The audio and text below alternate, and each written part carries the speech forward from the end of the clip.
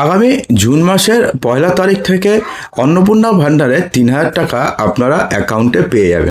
অর্থাৎ লক্ষ্মীর ভাণ্ডারের অ্যাকাউন্টে আপনারা অন্নপূর্ণা ভাণ্ডারের টাকাটি পেয়ে যাবেন।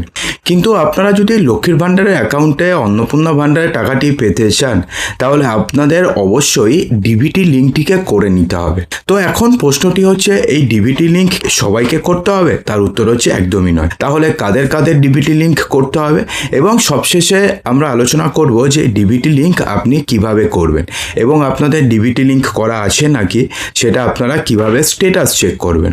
তো বন্ধুরা, চলুন সময় নষ্ট না করে ভিডিওটিকে আমরা শুরু করি।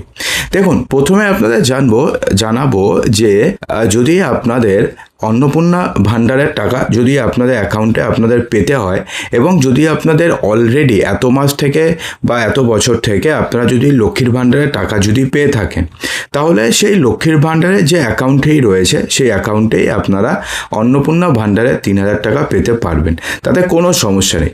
কিন্তু তার জন্য আপনাকে ডিবিটি অর্থাৎ ডাইরেক্ট বেনিফিট ট্রান্সফার এটাকে আপনাকে অন করে নিতে হবে। দেখুন, লক্ষ্মীর ভাণ্ডারের জন্য কিন্তু ডিবিটি ম্যান্ডেটরি ছিল না, কিন্তু ডিবিটি অন না থাকলে নর্মালি সরকারের টাকা কিন্তু অ্যাকাউন্টে আসেই না। নর্মালি যেই ব্যাংকের সাথে ডিবিটি লিঙ্ক করা থাকে সেখানে নর্মালি বিভিন্ন ভর্তুকির টাকা কিংবা বিভিন্ন সাবসিডির টাকাগুলো আসে। যেমন ধর, আপনাদের যদি গ্যাসের কানেকশন নেওয়া থাকে, তাহলে আপনারা দেখে থাকবেন যে গ্যাসের কানেকশনের ক্ষেত্রে সর্বপ্রথম ধরুন আপনি একটা নাম্বার আপনি দিয়েছেন, গ্যাস যখন আপনি কানেকশন নিয়েছেন তখন আপনি একটা নাম্বার দিয়েছিলেন, তো সেই অ্যাকাউন্টে কিন্তু অনেক সময় সাবসিডির টাকা আসে না। সাবসিডির টাকা কোন অ্যাকাউন্টে আসে? যে অ্যাকাউন্টের সাথে আপনাদের সব থেকে প্রথম ডিবিটি লিঙ্ক করা ছিল সেই অ্যাকাউন্টে আপনাদের সাবসিডি টাকা আসে। এক্ষেত্রেও ঠিক যেমনটা হবে, যদি আপনাদের লক্ষ্মীর ভাণ্ডার অ্যাকাউন্ট যদি আপনাদের ধরুন স্টেট ব্যাংক অফ ইন্ডিয়াতে রয়েছে, কিন্তু ধরুন আপনাদের ডিবিটি লিঙ্ক করা রয়েছে ধরুন গ্রামীণ ব্যাংকে, তাহলে কিন্তু এবার আপনাদের অন্নপূর্ণা ভাণ্ডারের টাকাটি গ্রামীণ ব্যাংকে আসার সম্ভাবনা বেশি রয়েছে। যদিও লক্ষ্মীর ভাণ্ডারে যেহেতু আপনারা টাকাটি পেয়েছেন যে ব্যাংকের অ্যাকাউন্টে, সেখানেই আসবে, কেননা সেখানে আপনাদের ডিবিটি লিঙ্ক করা না থাকলে আপনাদের অ্যাকাউন্টে লক্ষ্মীর ভাণ্ডারের টাকাও আসতো না। কিন্তু তা সত্ত্বেও আমাদের জেনে নিতে হবে যে কাদের কাদের ডিবিটি লিঙ্ক করতে হবে এবং কাদের কাদের ডিবিটি লিঙ্ক করার কোনো প্রয়োজন নেই। দেখুন, নর্মালি যদি আপনাদের নামে যদি গ্যাসের কানেকশন থাকে, সে এইচপি হোক, ইন্ডিয়ান হোক, ভারত হোক, এবং আপনাদের ভর্তুকির টাকা যদি আপনাদের অ্যাকাউন্টে যদি এসে থাকে, তাহলে যে অ্যাকাউন্টে আপনাদের গ্যাসের ভর্তুকির টাকা এসছে সেই অ্যাকাউন্টেই নর্মালি আপনাদের অন্নপূর্ণা ভাণ্ডারের টাকাটি চলে আসবে। তো সেক্ষেত্রে অর্থাৎ হচ্ছে আপনাদের অ্যাকাউন্ট ডিবিটি লিঙ্ক করা রয়েছে, তো সেক্ষেত্রে আপনাদের নতুন করে ডিবিটি লিঙ্ক করার প্রয়োজন পড়বে না। তাও যেহেতু আপনাদের সন্দেহ রয়েছে, আপনারা জাস্ট ব্যাংকে যাবেন, ব্যাংকে গিয়ে জিজ্ঞেস করবেন যে একবার চেক করে দিন যে ডিবিটি লিঙ্ক করা আছে নাকি। যদি করা থাকে তো তারা বলে দেবে যে করা রয়েছে, আর যদি করা না থাকে তাহলে কি করতে হবে তারা স্টেপ তো আমরা একটু পরে জানিয়ে দিচ্ছি। তার মানে হচ্ছে, যদি আপনাদের নর্মালি এতদিন পর্যন্ত কোনো সাবসিডির টাকা যদি আপনাদের অ্যাকাউন্টে এসে থাকে, তাহলে সেক্ষেত্রে আপনাদের ডিবিটি লিঙ্ক করা রয়েছে, তাহলে আপনাদের নতুন করে ডিবিটি লিঙ্ক করার কোনো প্রয়োজন পড়বে না। ঠিক আছে? তাও অনেক সময় দেখা যাচ্ছে যে লক্ষ্মীর ভাণ্ডারের অ্যাকাউন্ট যে মানে লক্ষ্মীর ভাণ্ডারের টাকা যে অ্যাকাউন্টে আসে সেই অ্যাকাউন্টে অনেক সময় ডিবিটি লিঙ্ক করা থাকে না, কিন্তু যদিও এটার সম্ভাবনা খুবই কম, নর্মালি ডিবিটি লিঙ্ক করা থাকবে। তো সেক্ষেত্রে তবুও আপনারা একবার ব্যাংকে গিয়ে চেক করে নেবেন যে আপনাদের ডিবিটি লিঙ্ক করা আছে নাকি। যদি করা থাকে তাহলে তো হয়ে গেল, আর না করা থাকলে আপনাদের স্টেপ জানাচ্ছি যে কিভাবে আপনারা চেক করবেন যে আপনাদের ডিবিটি লিঙ্ক করা আছে নাকি, এবং করা না থাকলে আপনারা কিভাবে করবেন। তো চলুন জেনে নিই ডিবিটি লিঙ্ক করা আছে নাকি।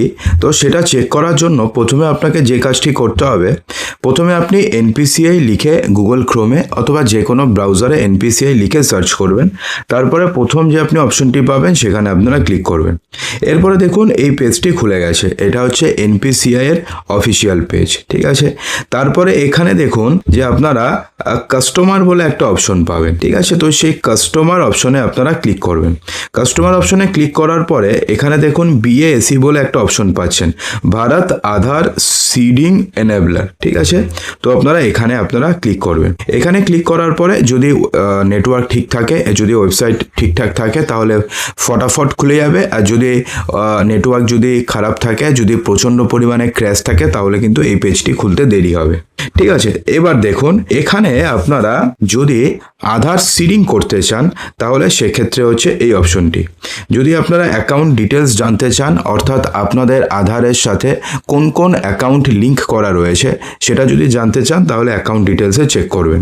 আধার ম্যাপড স্ট্যাটাস, এখানে আমরা আধার ম্যাপড স্ট্যাটাস দিয়ে চেক করব যে আমাদের ডিবিটি লিঙ্কটি ঠিক কোন অ্যাকাউন্টের সাথে করা রয়েছে। আমাদের তো অনেক ব্যাংকে অ্যাকাউন্ট থাকে, এক একজনের তো মোটামুটি তিন চারটে ব্যাংকে তো অ্যাকাউন্ট থাকে, তো এক্স্যাক্টলি কোন ব্যাংকের অ্যাকাউন্টের সাথে লিঙ্ক রয়েছে সেটা জানার জন্য আমাদের এখানে আধার ম্যাপড স্ট্যাটাস আমাদের ক্লিক করতে হবে। তো আমরা আধার ম্যাপ স্ট্যাটাসে ক্লিক করলাম।